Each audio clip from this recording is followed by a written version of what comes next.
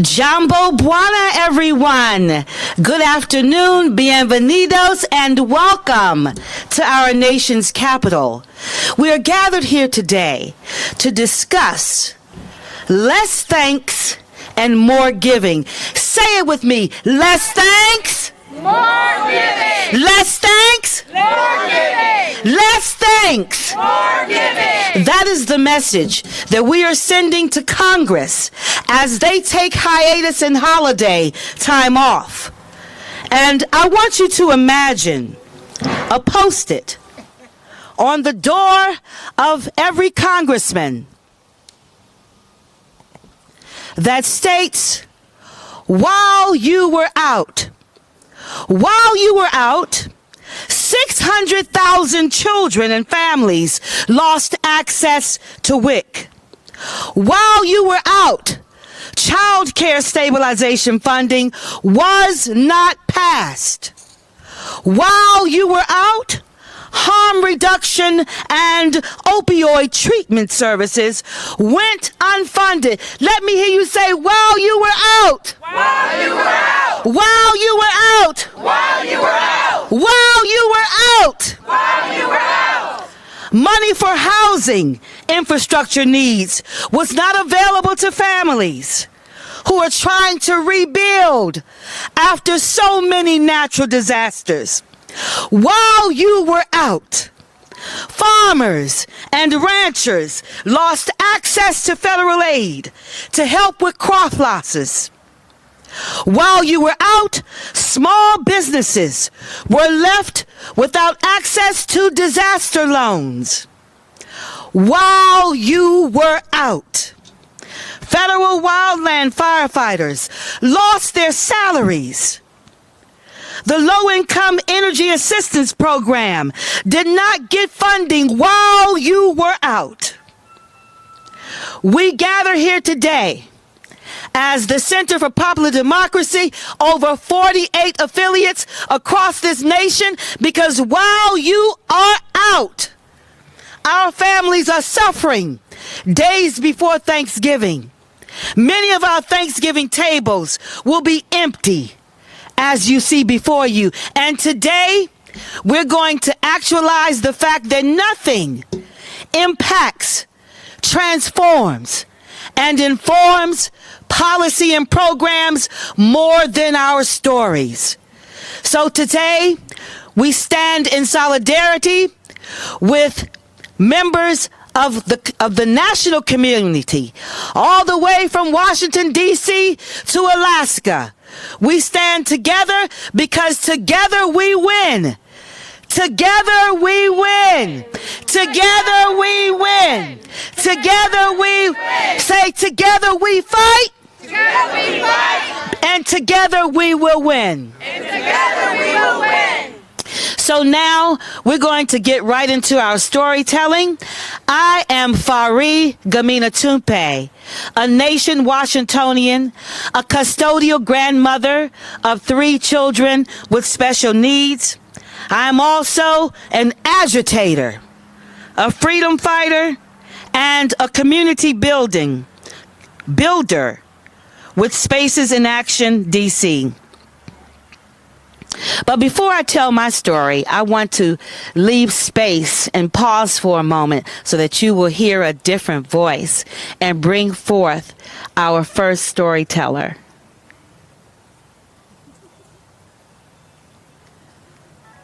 Let's welcome Stand Up Alaska, ladies and gentlemen.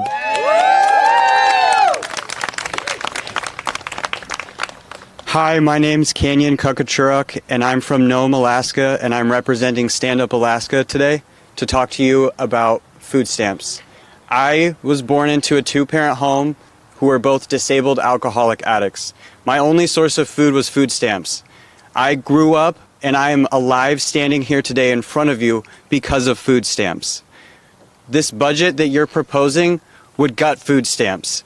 That, in real time, would look like families starving and tables looking like this. That means my siblings that aren't 18 yet will go without food. That means my siblings' friends and more people in my community will go without food. In Alaska, I'm not sure if you're aware, but in some parts, a jug of milk costs more than $7. That's just milk. We are feeling the effects of high costs and not enough money to pay for our food. I'm begging you all the way from the state of Alaska, please keep food stamps. We're struggling as it is. Thank you for your time.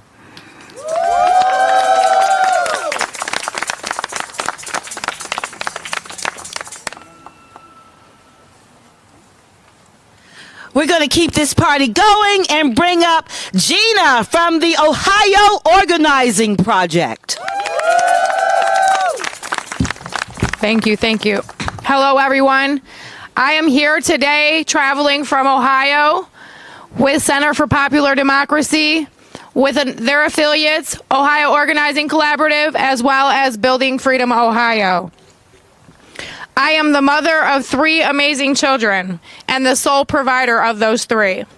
I'm here today to speak on SNAP benefits and how very concerned I am with the reality of either a government shutdown, cuts from a budget, or even, as we've noticed today, more prolonged activity on Congress doing their jobs.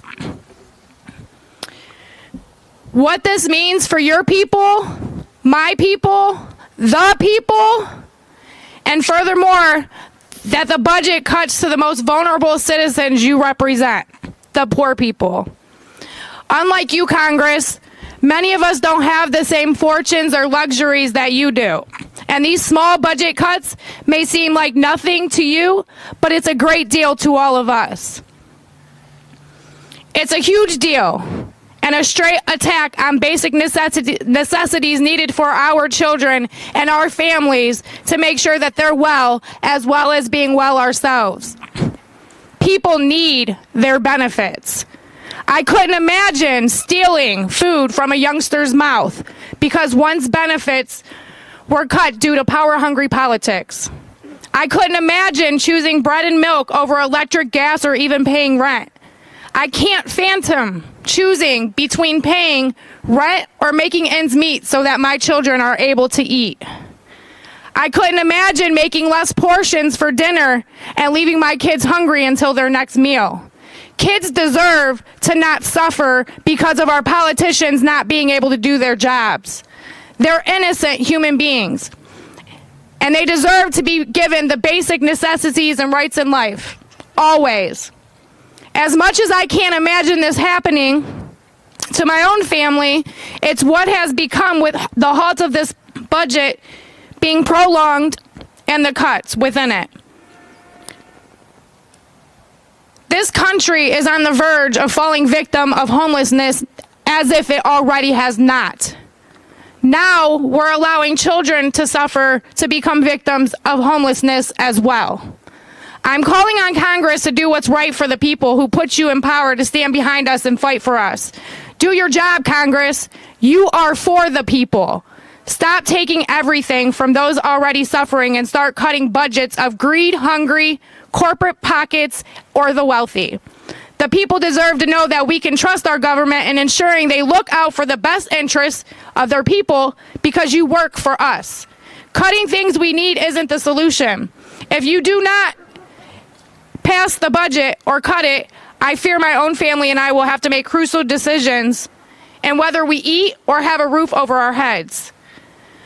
Where I live, rent is rising and our wages aren't. How can you be so cold and cruel to leave families scattered trying to figure out whether or not they're going to live or die in the streets? Or even worse, end up on blistering cold streets with their children risking their lives every breath they take. Pass the budget, no cuts, you work for us, and we elected you. You serve us, you are to protect us. Cutting valuables in our lives isn't protection whatsoever. Where's humanity in stealing from people's mouths? Thanks for listening, and I encourage you to do your job, Congress, in solidarity and for the people.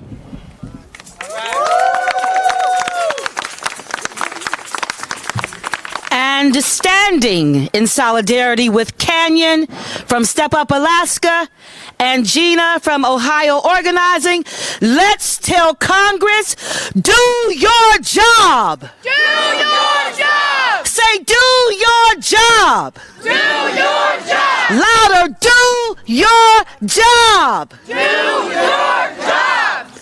And Irma Vera deserves to have food on her plate and on her table this holiday season.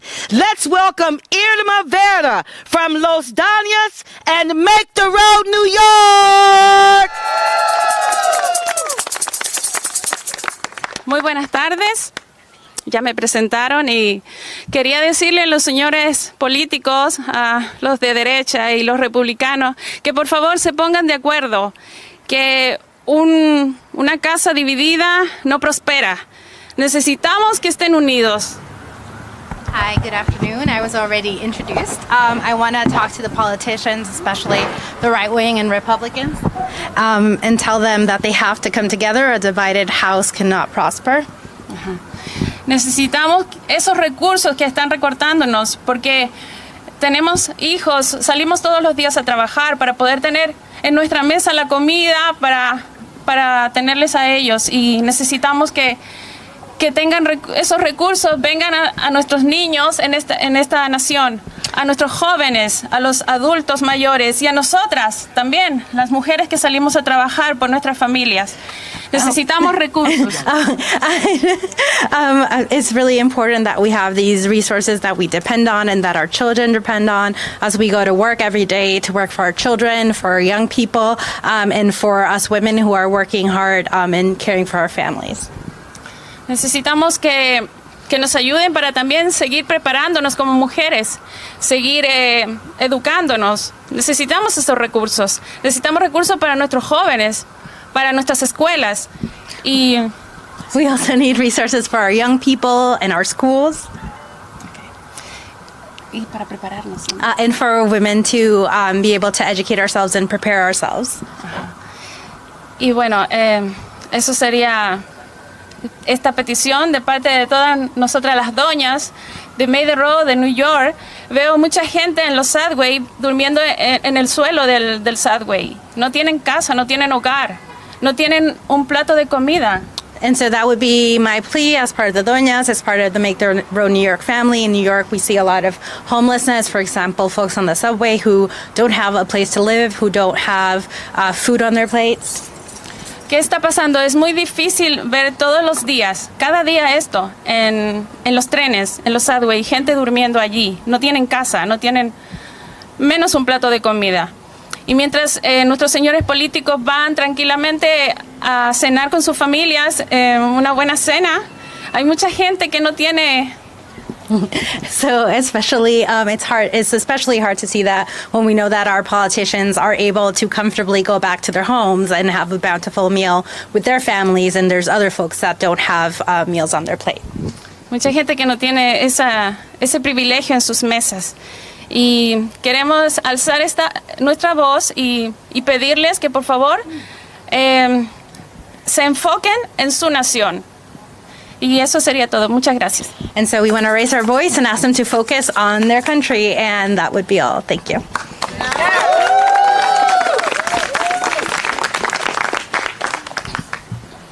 Thank you. Make the Road New York. The 48 affiliates of the Center for Popular Democracy are so grateful that we've been afforded opportunities to build communities and to stand in solidarity with organizations within the Center for Popular Democracy. At Spaces in Action DC, one of our favorite sister organizations is Action North Carolina. In that regard, I would like to welcome to the podium Alice Crenshaw from Action NC. Thank you, everyone, for being here today. So I'm one of those people who wears a lot of hats. And one of those hats is a military wife and a mom.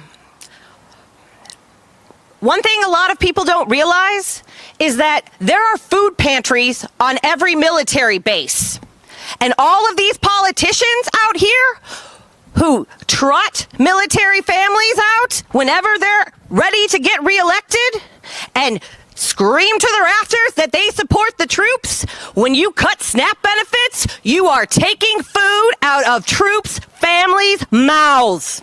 Every single time. In December of 2021, you fed the children on what is now Fort Liberty, formerly Fort Bragg, live worms in their green beans. That is what you are doing when you are cutting benefits. You are sending our soldiers over to fight places and having them worry whether their kids have food, whether their wives are getting their insulin, whether their pregnant wife is allowed to go to the doctor, because our doctors in the South have been ordered not to take people until they're clear of their first trimester. And right now, your Tommy Tuberville is holding up appointments. So all of these things are connected. You are not doing your job on any front, Congress. And for over 1,300 days, you have withheld a fully ratified amendment from the American people for the first time in our history. So not only are you cutting benefits, you are denying nearly 200 million people their equal rights and protections in the Constitution. So get your butt back in those seats, publish the ERA, stop cutting our benefits, or get the hell out. Amen!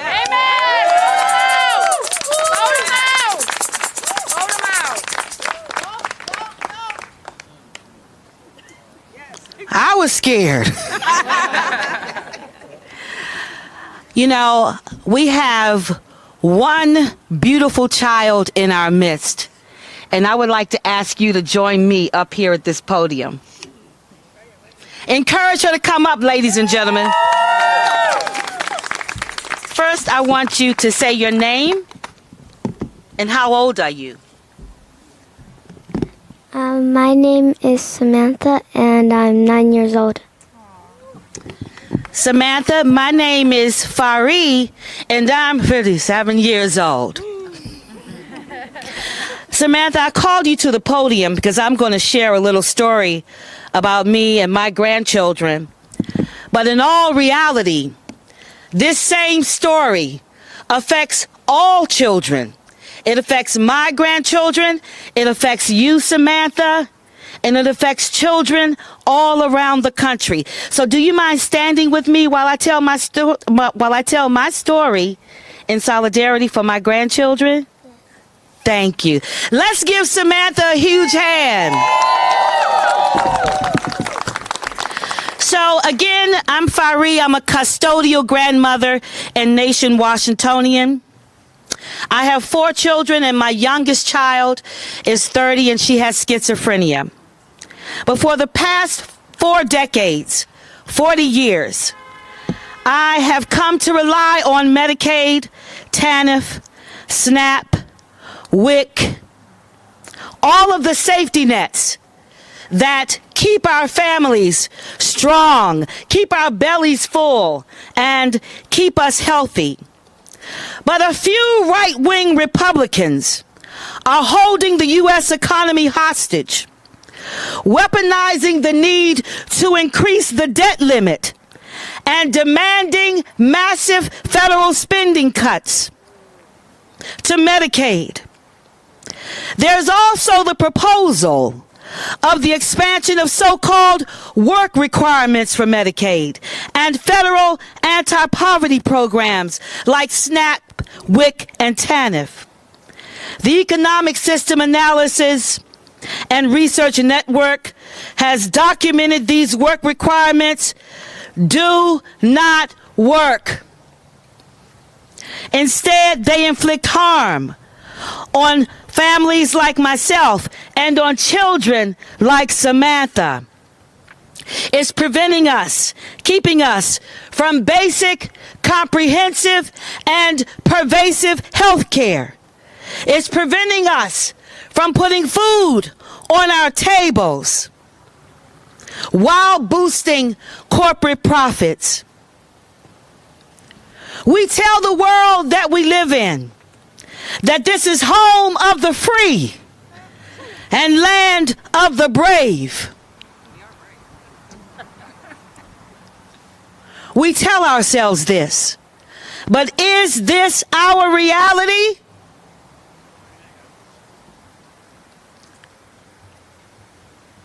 More than 2 in 3, 71.18%, were satisfied with the quality of Medicare, and all of that may be jeopardized. We know what government looks like when it works for the people. We learned that through the public health emergency during COVID. But now we're in a financial, health care, child care, climate, and every other kind of emergency. And we need Congress to do their jobs. Can you say do their jobs loud? Tell them loud. Say, we need Congress. We need Congress To do your job. to do their job. One more time. One more time. Say, do your job. Do your job. Louder. Do your job. One more time. Do your job.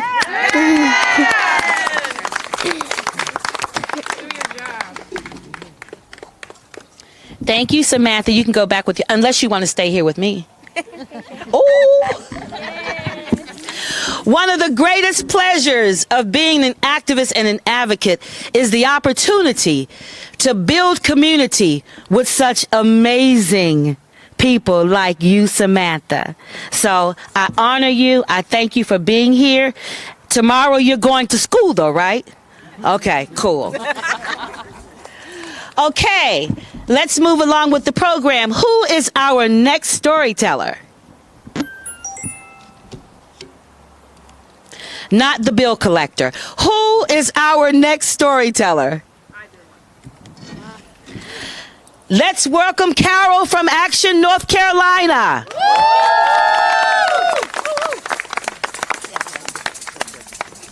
Good afternoon, everybody, and thank y'all for being here. I don't have a personal story. I have a community story. I am a retired educator, and after the pandemic, I started working with food drives. And when we started with 125 people, maybe 250 people. And you started looking at how you got people of color. But as of now, as of June of this year, my database have over 2,000 families come to our food drives. And we don't have people just of color. We have white, we have Spaniard, we have Indian, we have Asian. We have a little bit of everybody. We have the young, we have the old, we have middle class. And it hurts me really bad when seniors out there ask me, where can I go and get my light bill paid? I don't have enough money. And I have to think what we have in the community to tell them. And just before I came here, I had a young man call and said, he's blind and he's disability. He only gets $12 worth of food stamps. What can you do with $12 worth of food stamps? And if this is what a blind person do, a disabled person get, families of 4 and 5 and 6, they are really hurting. And this weekend, we're doing a food drive to try to feed 1,000 families.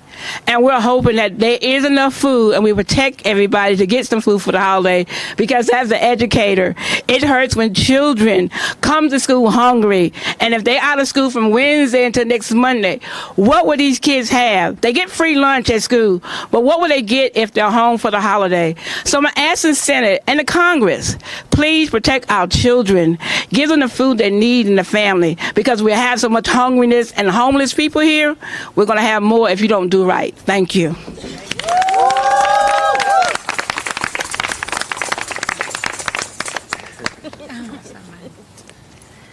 So Samantha and I got a little fired up on the sidelines, didn't we, Samantha? Yes. So we're going to say, when democracy is under attack, what do we do? I said, what do we do?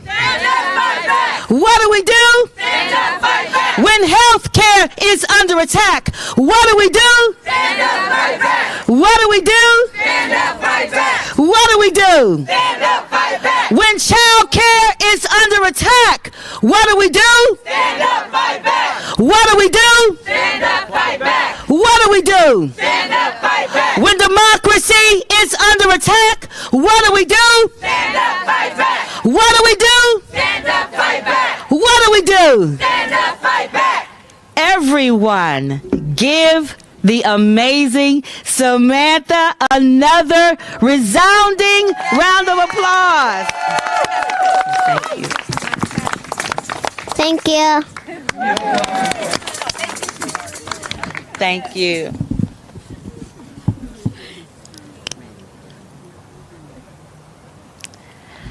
We thank you all for coming out to stand in solidarity with us. Together we're stronger. This is just the beginning. The fight continues. We will rally. We will march. We will have speak outs. We will have trainings. We will stand until justice is done. Thank you. Enjoy the rest of your evening.